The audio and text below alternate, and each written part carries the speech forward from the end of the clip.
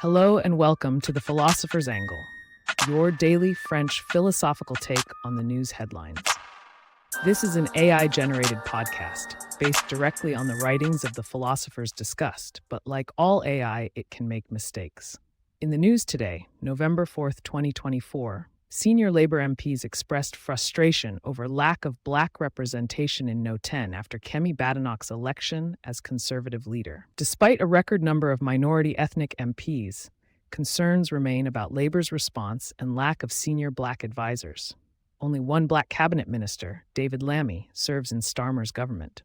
Some Labour MPs believe the party should have had an MP of color leading the response to Badenoch's election. There is also no race relations advisor in No 10 at present.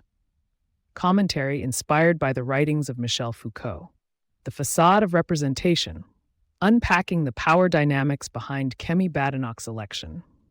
In the aftermath of Kemi Badenoch's historic election as Conservative leader, senior Labour MPs have expressed frustration over the lack of Black representation in No 10. But what does this critique really reveal about the nature of power and representation?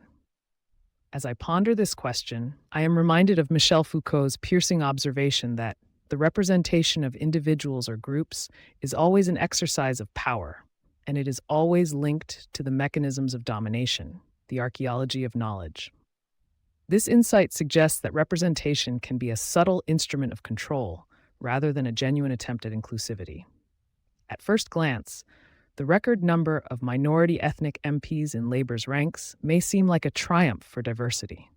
However, Foucault's concept of power as an interplay of non-egalitarian and mobile relations, discipline and punish, the birth of the prison, cautions us against assuming that representation automatically translates to empowerment. Power operates through intricate webs, often using seemingly benevolent institutions to maintain existing hierarchies.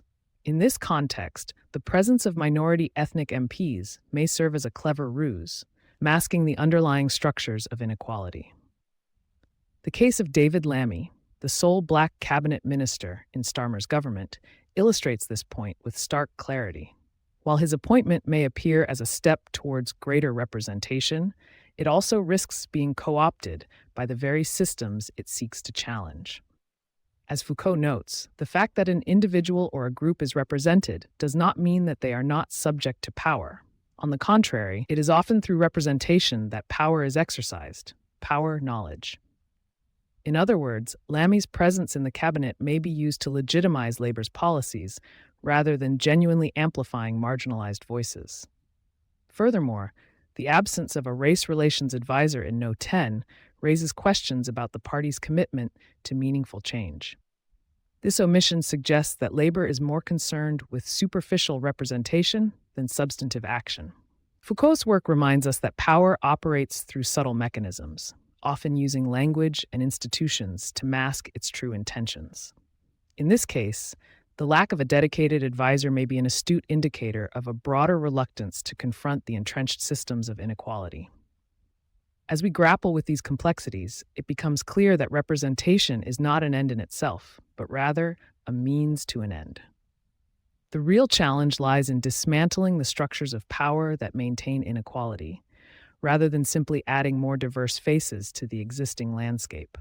Foucault's ideas urge us to think critically about the ways in which power operates, and to recognize that true change requires more than just symbolic representation.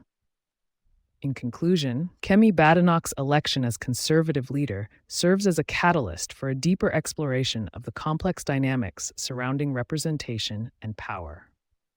By engaging with Foucault's insights, we can begin to unpack the ways in which institutions use representation as a tool of control, rather than empowerment.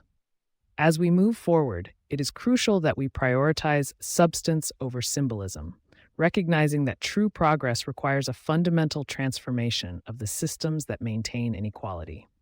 Thank you for listening to today's episode of The Philosopher's Angle. Be sure to come back tomorrow for another reflective take on the day's news.